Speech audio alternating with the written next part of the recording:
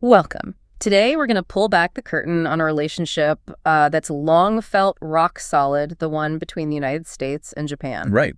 Bedrock solid, as you say. But lately, things have taken a really turbulent turn, quite surprising, actually. We've been digging through the latest intel, trying to figure out what's really going on beneath the surface.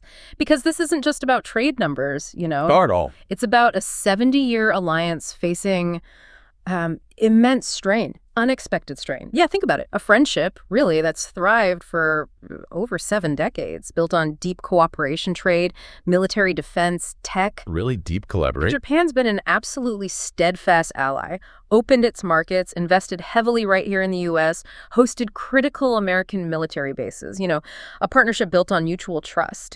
Mutual benefit. But now, here we are in 2025, and that trust, it's showing some serious cracks. Big cracks. Japan is talking about feeling, betrayed, and the ripples are already spreading. Global trade, alliances, it's impacting way more than just the headlines. Exactly. So our goal today is to unpack why this feeling of betrayal is taking hold. What's Washington's angle, their reasoning? Right. And then zoom in on the economic stakes. They're huge for both countries, but especially for you listening here in America. And what Japan might do next. Where do they go from here? Precisely. We want you to walk away with a really clear picture of this complex and, frankly, fast-moving situation. Okay, so let's start with Japan's perspective, because it really sets the whole scene, doesn't it? It absolutely does. For 70 years, Japan has basically anchored its foreign policy, its economic strategy on trust in the U.S. Fundamentally. Close collaboration, trade deals, defense strategy, tech sharing, everything. They opened their markets wide to American businesses, invested massively here. And hosted those vital U.S. bases. Yep. It was a reliable partnership, genuinely beneficial for both sides. But that whole narrative, it's definitely shifted. In 2025, that relationship, it looked unbreakable. It's showing real signs of unraveling. Yeah, it really is. And from Tokyo's point of view, the core reason for this deep upset, it points straight at Washington's policies. Policies they see as attacks. Direct attacks, yeah. Not just economic moves, but attacks on their economy, maybe even their sovereignty. So what specific policies are causing this friction? Well, it's kind of like a multi-pronged thing coming from the U.S., Right. each part designed to apply pressure. Okay. First, and maybe the most controversial, is this claim that Japanese cars are somehow a national security threat. Which sounds odd on the surface. It does. And based on that, the U.S. is getting ready to slap on tariffs, maybe 25, even 30% on Japanese auto imports. Wow. From Tokyo's perspective, that's not just a trade tiff. They're calling it economic punishment against an economy that's already, facing challenges. And then there's intense U.S. pressure on Japan to stop selling its advanced semiconductor equipment to China. Ah, the chip angle. That's huge. It is. Japan leads the world in making these super specialized machines. And about half of what they make currently goes to China. So the U.S. wants to cut that off. Yeah, which severely limits Japan's trade options. Yeah. Puts them in a really tough spot geopolitically. And there's more. Reports say the U.S. is also targeting Japan's rice imports. Just another layer of economic pressure piling on. The reaction from Japan, the official response, it's been pretty striking, hasn't it? Quite emotional, even. Very striking. Prime Minister Oshiba didn't pull any punches. Called the tariffs extremely disappointing and regrettable. Right. Even warned of a potential national crisis. Right. Said it needs an immediate, decisive response. And their top trade negotiator, Akazawa. He was unusually blunt, yeah. Right. Flat out said tariffs are unacceptable, must be reconsidered. Even the finance minister, Kato, warned about threats not just to Japan, but the whole global economy. Slower recovery, volatile markets. And the Bank of Japan governor, Kazuo, pointing to a weaker economic outlook, needing a more cautious approach. It really sounds like they feel cornered. Completely backed into a corner, yeah. They absolutely do. And the language, it reflects that deep concern for a country that usually prioritizes stability, especially with the U.S. Yeah, these are strong words. It just underlines how seriously they view this. It's not just about losing some market share. It feels like the undermining of a core alliance, a direct threat to their economic lifeline. So, okay, on the surface, this might seem baffling, right? Given that long alliance we talked about, you might be thinking, why is the U.S. actually doing this? A fair question. Japan sees it as hostile. But Washington, they frame it very differently. What's the rationale from the U.S. side? Is it really about leveling the playing field? Or is there maybe something deeper, more strategic that isn't being said out loud? That's the crucial question, isn't it? And yet, from the U.S. perspective, the story changes quite a bit. How so? Well, U.S. officials insist these tariffs aren't meant to be punitive. Not at all. Okay. Instead, they frame it as trying to level a trade relationship that's been lopsided for decades. Lopsided. How? They point to advantages Japanese automakers supposedly had, things like favorable regulations and currency advantages. A weaker yen sometimes made Japanese cars cheaper here, while a strong dollar made U.S. exports pricier in Japan, created that trade imbalance. So the argument, especially from, say, the Trump administration, was that tariffs are about pushing for fairness. Fairness and national security. Right, protecting national security too. Yeah. Especially now with the huge global shift towards electric and autonomous vehicles.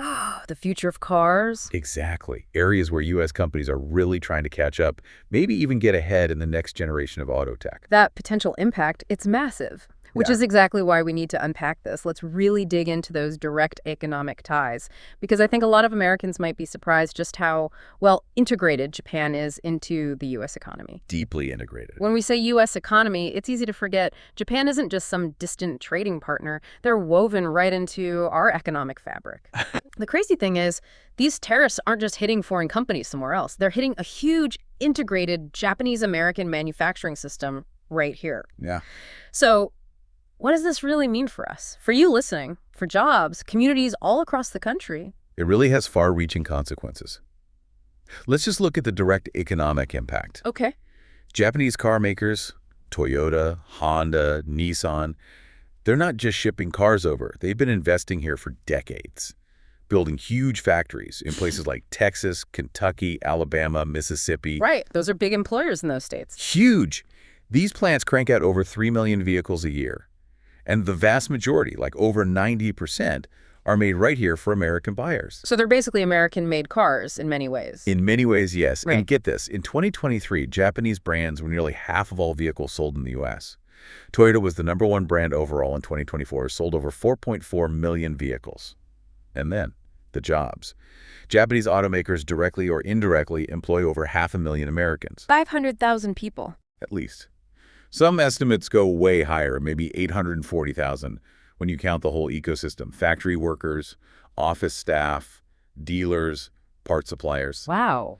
All told, more than 2 million U.S. jobs are tied to this industry somehow, generating over $90 billion in wages every year. $90 billion in wages. And these companies pay taxes, too. Over $30 billion a year to the U.S. Supports schools, hospitals, infrastructure. Okay, so when you lay out those numbers, the potential fallout from tariffs of 25% or more, it becomes incredibly stark, doesn't it? Absolutely stark. It'll definitely drive up car costs, make them less affordable for Americans.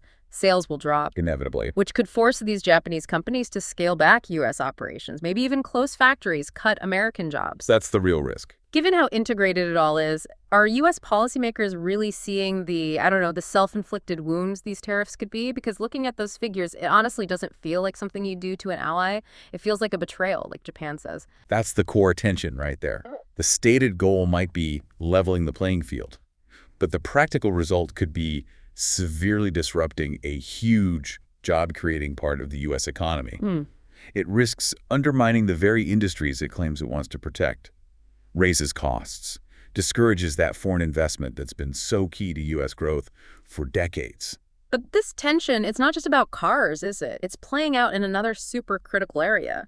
Computer chips. Ah, yes, the semiconductor squeeze. This is where the economic muscle really meets geopolitics, a high-stakes game. Absolutely. And Japan plays a truly pivotal role in the global semiconductor game. Oh, so. They make these advanced, highly specialized machines, absolutely essential for manufacturing chips. And roughly half of those machines currently sold to China. Okay. The U.S. openly says it wants to stop those sales, slow down China's tech progress, especially in areas with military uses. And the car tariffs are leverage.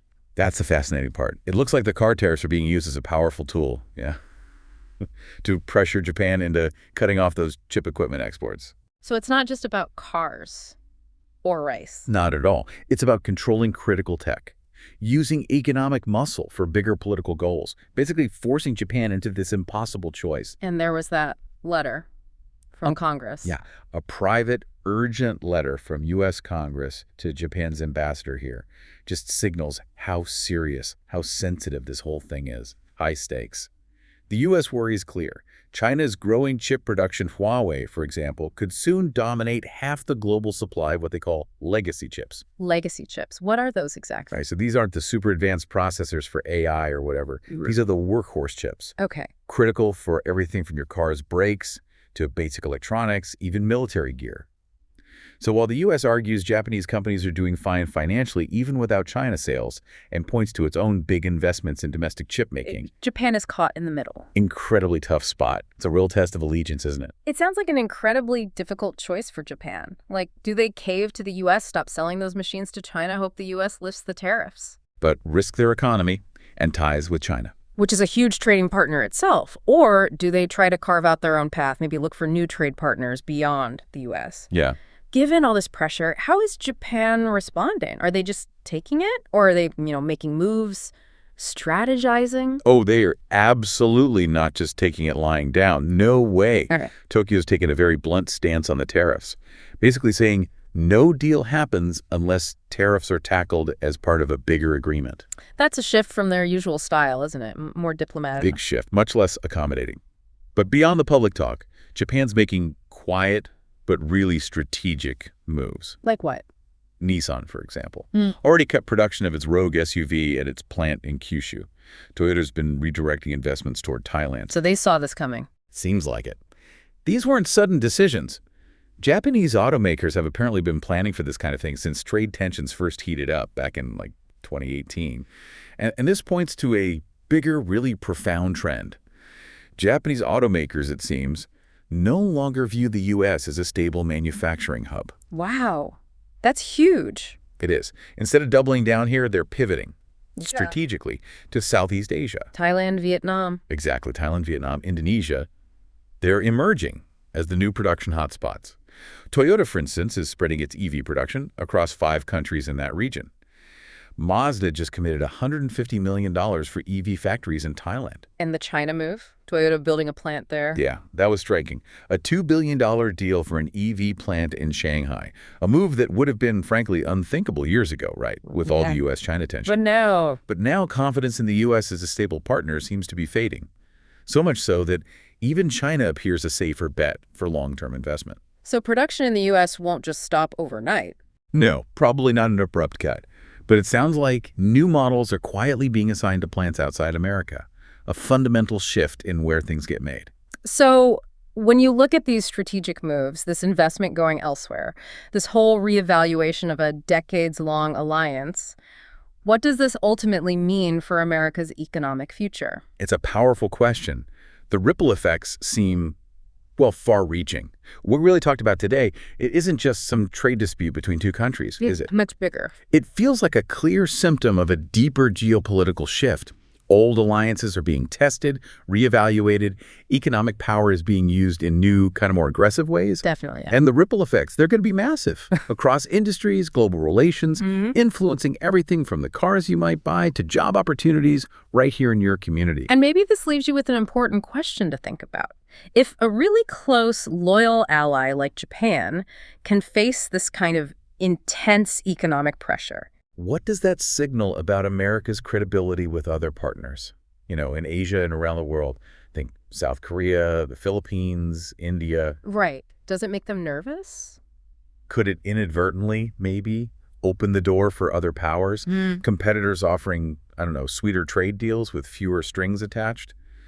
Could it end up reshaping the global balance of power in ways we don't fully see yet? It's definitely a lot to chew on. The implications are significant for sure.